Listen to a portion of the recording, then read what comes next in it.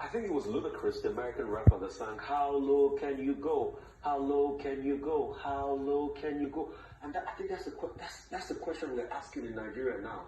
How low can we go as a nation?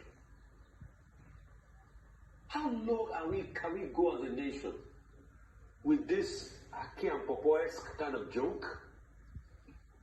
People come into our face and tell us all sorts of pantomime rubbish.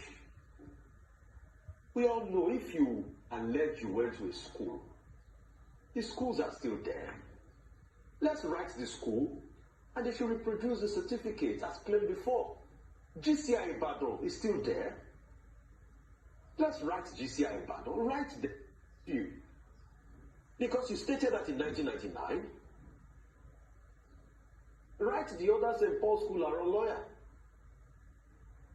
For the man that said he doesn't even have anything at all, we should press him further.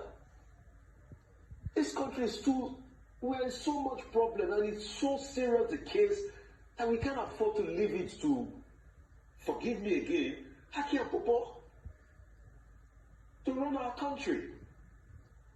We're talking about insecurity, we're talking about banditry. Now the new law is some people don't even have primary school, secondary school.